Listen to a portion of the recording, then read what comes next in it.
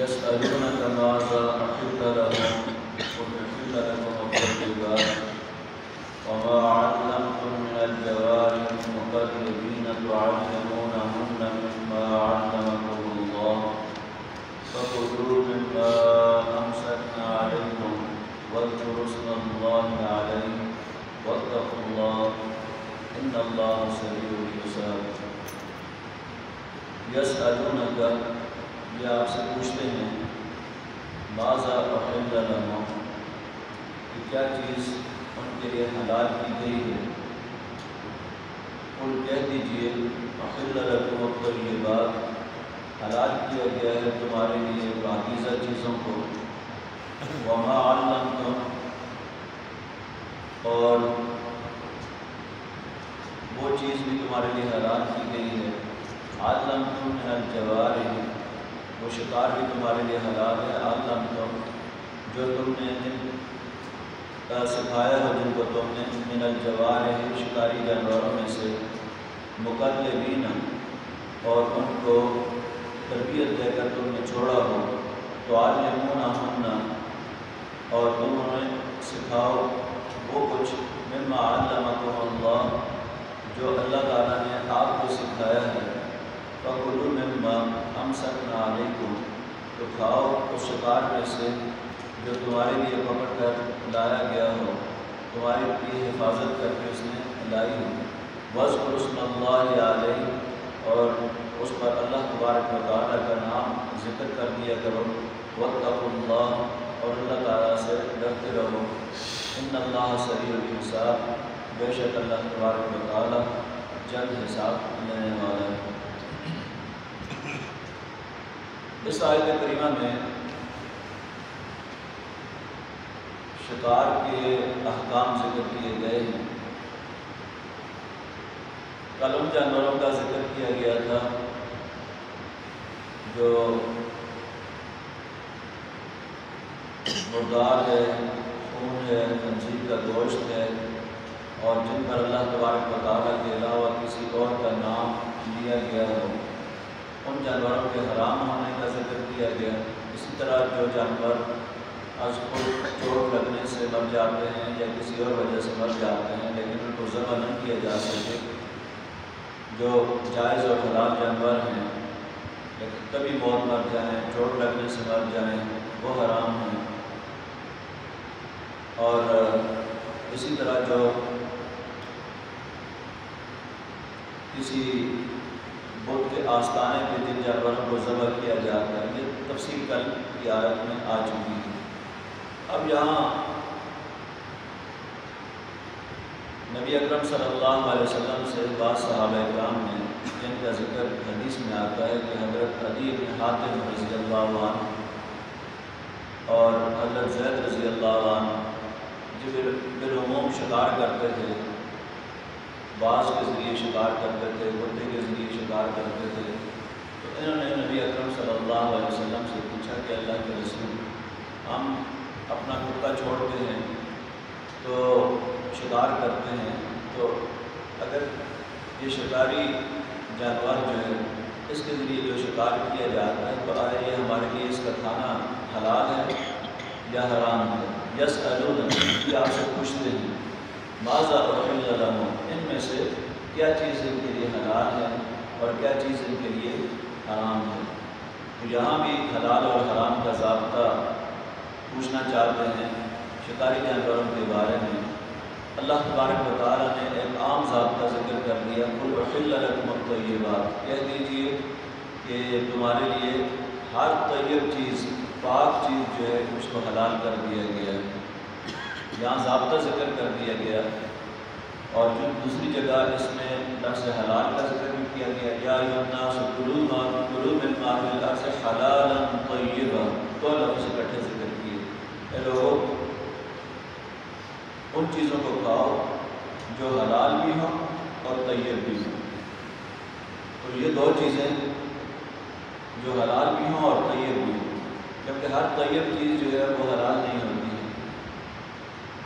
جس طرح تیمم کرنے کے بارے میں جو مٹی ہے اس کے بارے میں لکھا گیا ہے، قرآن مجید کے اندر اس کا ذکر کیا گیا ہے کہ تم پاک مٹی کے ساتھ تیمم کر سکتے ہیں۔ مٹی کا پاک ہونا بھی ضروری ہے جس کے ساتھ تیمم کرتے ہیں، لیکن وہ حلال تو نہیں ہے، اس کو کھایا نہیں جا سکتا۔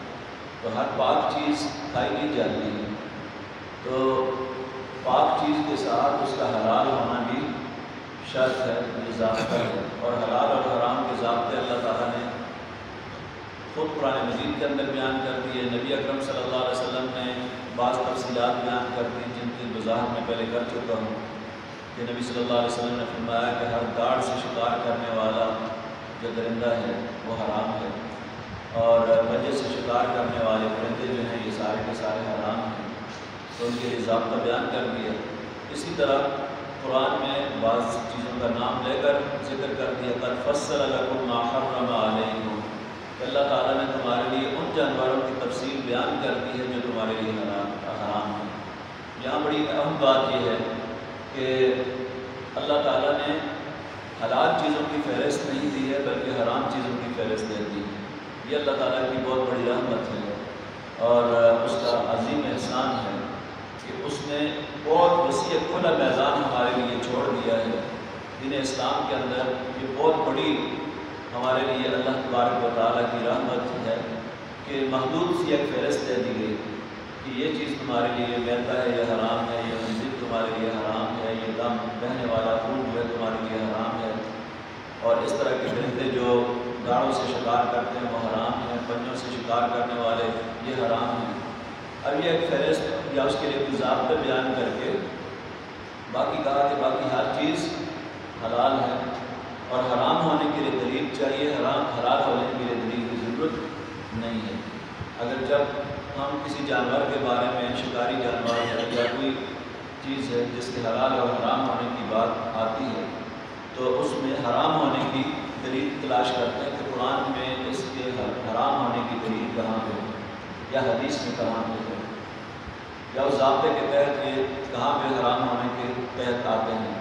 باقی ہر چیز جو ہے وہ اللہ تبارک و تعالیٰ نے حلال کر دی ہے، تو اس کے لیے ضابطہ یہ بیان کیا کہ جو چیز بھی پاکیزہ ہے وہ تمہارے لیے حلال ہے۔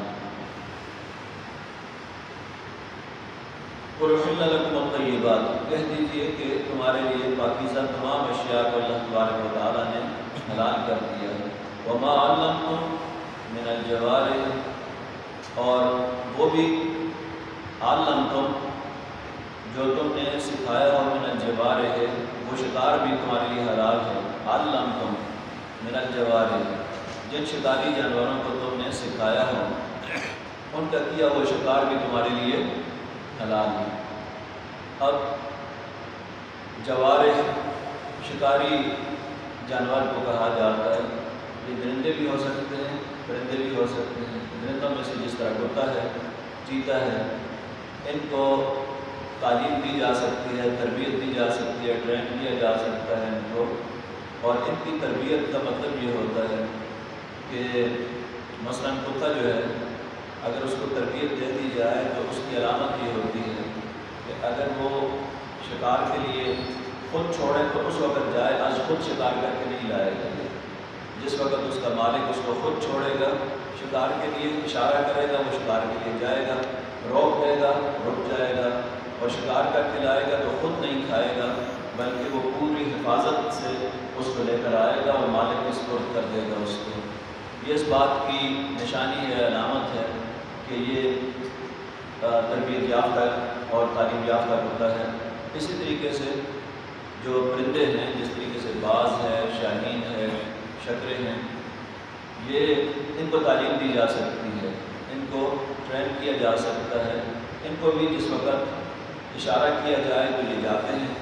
اسی طریقے سے مالک جس وقت اس کو واپس بلا لے تو یہ راستے سے واپس ہو جائیں، از خود یہ جاتے نہیں ہیں اور از خود جو ہے وہ شکار پکڑتے بھی نہیں ہیں، بلکہ جس وقت ان کو اشارہ کیا جاتا ہے اس وقت جاتے ہیں، اور جب بلا لیا جاتا ہے تو یہ واپس آتے ہیں اور شکار اپنے لیے نہیں کرتے بلکہ مالک کے لیے کرتے ہیں اور اس کو محفوظ طریقے سے اس تک لے کے آتے ہیں۔ یہ اس کی نشانی ہے، علامات ہیں، پہچان ہے کہ کون سا تربیت یافتہ ہے اور کون سا تربیت یافتہ نہیں ہے۔ تو جوارح شکاری جانوروں میں سے صرف وہ جن کو تعلیم دی جا سکتی ہے، جن کو سلایا جا سکتا ہے، تعلیم دی جا سکتی ہے، ٹرین کیا جا سکتا ہو۔ ہر جانور کو اور ہر بندے کو تربیت نہیں دی جا سکتی، ان میں سے مخصوص ہیں، جس طرح کہ باز ہے، شاہین ہے، چترا ہے، یا کتا ہے، چیتا ہے، جانوروں میں سے ان کو تعلیم دی جا سکتی ہے۔ الجوارح شکاری جانور جن کو تم نے تعلیم دی ہو شکاری جانوروں میں سے۔ مکلبین، اب اس سے اندازہ کیا جا سکتا ہے کہ ایک جاہل کتے اور ایک تعلیم یافتہ کتے کے درمیان میں کتنا بڑا فرق ہے کہ اگر ایک جاہل کتا ہے وہ اگر شکار کر کے لاتا ہے، جس کو تعلیم نہ دی گئی ہو، تو اس کا شکار کیا ہوا شکار جو ہے وہ بھی حرام ہے، وہ جائز نہیں ہے۔ تو اللہ تعالیٰ نے علم کی اتنی بڑی فضیلت، اتنا بڑا مقام اور مرتبہ ہے کہ جانوروں میں سے بھی اگر کسی کو تعلیم دے دی جائے تو اس کے کیے ہوئے شکار کی نوعیت اور دوسرا جس کو تعلیم نہ دی گئی ہو، سکھایا نہ کیا ہو، تربیت نہ دی گئی ہو، اس کی جو شکار کیا ہوا ہے اس میں بھی اتنا بڑا فرق رکھتا ہے۔ ابن قیم، حافظ ابن قیم بہت بڑے عالم ہیں، وہ یہاں پر علم کی یہ فضیلت بیان کرتے ہیں کہ اللہ تبارک و تعالیٰ نے کہا کہ تُعَلِّمُونَهُنَّ مِمَّا عَلَّمَكُمُ اللَّهُ، کہ اللہ تعالیٰ نے جو تمہیں علم دیا ہے ان میں سے جب آپ دوسرے جانوروں کو سکھاتے ہو تو ان کا کیا ہوا شکار جو ہے وہ بھی آپ کے لیے جائز ہے۔ یعنی علم کا ماخذ اللہ تعالیٰ کی ذات ہے، سرچشمہ اللہ تبارک و تعالیٰ کی ذات ہے، وہاں سے یہ علم حاصل ہوتا ہے۔ اور ظاہر ہے کہ اس علم میں سے جب بندہ سیکھ لیتا ہے تو اللہ تعالیٰ فرماتے ہیں قُلْ هَلْ يَسْتَوِي الَّذِينَ يَعْلَمُونَ وَالَّذِينَ لَا يَعْلَمُونَ، کیا علم رکھنے والا اور جاہل جو ہے یہ برابر ہو سکتے ہیں؟ تو یہ دونوں برابر نہیں ہو سکتے۔ اسی طرح جانوروں کے اندر یہ ایک سدایا ہوا جانور، تربیت یافتہ جانور اور دوسرا جو غیر تربیت یافتہ ہے، یہ دونوں برابر نہیں ہو سکتے، دونوں کا شکار بھی برابر نہیں ہو سکتا۔ وَمَا عَلَّمْتُم مِّنَ الْجَوَارِحِ مُكَلِّبِينَ، مکلبین کا مطلب یہ ہے کہ جن کو تم نے چھوڑا ہو، اور دوسرا معنی مکلبین وہ کتے یا وہ شکاری جانور جن کو تم نے تربیت دی ہو۔ مکلب دونوں معنی کیے جاتے ہیں یہاں پر، اور مفسرین نے، مترجمین نے یہ دونوں معنی کی ہیں۔ مکلب کا معنی جس کو از خود تم نے چھوڑا ہو شکار کے لیے، یہ پہلی شرط ہے۔ اور اسی طرح اس کے اندر پہلی شرط، دوسری شرط جو بیان کی جا چکی ہے ما علمتم، جن کو تم نے سکھایا ہے، تربیت دی ہے۔ یہ دو شرطیں یہاں تک آ گئی۔ تعلمونہن مما علمکم اللہ، کہ آپ ان کو سکھاؤ مما علمکم اللہ، اس علم میں سے جو اللہ تبارک و تعالیٰ نے آپ کو دی ہے۔ اللہ تعالیٰ نے جو آپ کو جو کچھ سکھایا ہے، اللہ تعالیٰ نے آپ کو جو کچھ دیا ہے، یہ اللہ تعالیٰ کا احسان ہے۔ آپ کے پاس جو کچھ علم ہے، جتنا بھی ہے، یہ اللہ تبارک و تعالیٰ کی طرف سے اس کا احسان ہے۔ تو اس میں سے آپ دوسروں کو، کتوں کو جو کچھ سکھاتے ہو یا شکاری جانوروں کو سکھاتے ہو، تو ان کا کیا ہوا شکار بھی آپ کے لیے جائز ہے۔ اب یہاں شرائط ذکر کی جا رہی ہے مزید۔ فَكُلُوا، تم کھا سکتے ہو، تمہارے لیے جائز ہے کھانا، مما، اس شکار میں سے، امسکنا علیکم، جو اس نے تمہارے لیے روک، لفظی معنی ہے جو اس نے روکا ہو تمہارے لیے، اور بامحاورہ ترجمہ اس کا ہوگا جو تمہارے لیے حفاظت میں محفوظ طریقے سے تمہارے لیے لایا ہے۔ اس لیے امسکنا کا ترجمہ جو ہے مفسرین یہاں پر کرتے ہیں کہ جو جس کو بحفاظت وہ پکڑ کر تمہارے پاس لے آیا ہے۔ یعنی ایسا نہیں ہے کہ پکڑا ہے وہیں پہ بیٹھ کے کھانا شروع کر دیا اس کو، اگر وہاں پہ بیٹھ کے کھانا شروع کرتے تو اس کا مطلب یہ تربیت یافتہ نہیں ہے اور یہ سکھایا ہوا نہیں ہے۔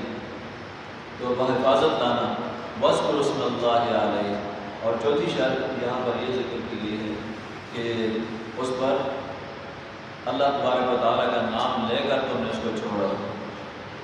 جب چھوڑو تو اللہ تعالیٰ کا نام لے کر چھوڑو اسے۔ اس کے بعد اگر راستے میں آتے آتے وہ مر جاتا ہے اور زندہ نہیں پہنچتا، بس نے پکڑا، زخمی کیا اور راستے میں آتے آتے مر گیا، تو یہ حلال ہے، اس کو ذبح کرنے کی ضرورت نہیں ہے، بغیر ذبح کے بھی یہ شکار جو ہے یہ حلال ہے۔ اور اگر زندہ حالت میں اس نے پہنچا دیا مالک تک تو اب جو ہے وہ اس کا ذبح کرنا شرط ہے۔ اگر مر گیا تو اب یہ تمہارے لیے حلال نہیں ہے۔ اس لیے یہاں پر ذبح کے اندر دو طرح کے جانور ہوتے ہیں، ایک کو ذبح اختیاری کہتے ہیں اور ایک کو ذبح اضطراری کہا جاتا ہے۔ ذبح اختیاری یہ ہوتا ہے کہ وہ جانور جو آپ کے قابو میں ہے، جس طرح بکری، بھیڑ، جس طرح وہ آپ کے قابو میں ہے اور آپ نے اس کو ذبح کیا ہے، تو اس کے لیے ایک شرائط ہے کہ جتنی لگے اس کی کٹنی چاہیے اور حلق سے اس کو ذبح کیا جانا چاہیے۔ کسی اور جگہ زخمی کر کے اگر آپ اس کو مار دیتے ہیں تو وہ آپ کے لیے حلال نہیں، حرام ہے۔ لیکن شکاری جانور، شکار دو طرح سے جائز ہے بغیر ذبح کے بھی۔ مثلاً تیر چلایا کسی آدمی نے اور تیر سے وہ زخمی ہوا، مر گیا، جس وقت مالک پہنچا ہے، شکار کرنے والا پہنچا ہے، مر چکا تھا، جائز ہے اس کا کھانا بغیر ذبح کے، یہ جائز ہے۔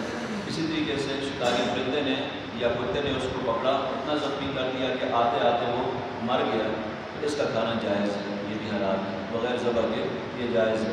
لیکن اگر مالک تک پہنچاتے ہوئے ابھی اس کے اندر زندگی کے آثار موجود تھے، اب اس نے چھری چلائی اور ذبح کر دیا، تو اب اس کے لیے کھانا جائز ہوگا، ورنہ کھانا جائز اس کے لیے نہیں ہے اگر زندہ حالت میں اس تک پہنچا دیا جائے۔ یہ بنیادی چیزیں ہیں۔ حضرت علی ابن حاتم رضی اللہ عنہ نے جس وقت نبی اکرم صلی اللہ علیہ وسلم سے یہ بات پوچھی شکاری جانوروں کے بارے میں، تو آپ نے فرمایا کہ جب اپنے تربیت یافتہ کتے کو چھوڑو تو چھوڑتے وقت بسم اللہ پڑھ لیا کرو۔ آپ کے کتے نے اکیلے اس کو شکار کیا ہے تو پھر اس کو کھا لو، اگر کوئی دوسرا غیر تربیت یافتہ کتا اس کے ساتھ شامل ہو گیا پکڑنے کے اندر تو پھر نہیں کھا سکتے ہو اس کو۔ حدیث کے اندر اس کی صراحت ہے۔ فَكُلُوا مِمَّا أَمْسَكْنَا عَلَيْكُمْ، تو کھاؤ سے جو تمہارے لیے اس نے پکڑنے کے اندر۔ پوری طرح ان چیزوں کا خیال رکھو اور ہر وقت ذہن میں یہ تازہ رکھو کہ اللہ تعالیٰ کے سامنے بالآخر سب نے پیش ہونا ہے۔ امین۔ الحمدللہ رب العالمین والصلاة والسلام علی رسولہ الکریم۔ ربنا فاغفر لنا ذنوبنا وکفر عنا سیئاتنا وتوفنا مع الابرار۔ ربنا ظلمنا انفسنا وان لم تغفر لنا وترحمنا لنكونن من الخاسرین۔ اللهم اعنا على ذکرک وشکرک وحسن عبادتک۔ اللهم لا مانع لما اعطیت ولا معطی لما منعت ولا يمنع ذا الجد منك الجد۔ اللهم احسن عاقبتنا في الامور كلها واجرنا من خزي الدنيا وعذاب الاخرة۔ سبحان ربك رب العزة عما يصفون وسلام على المرسلين۔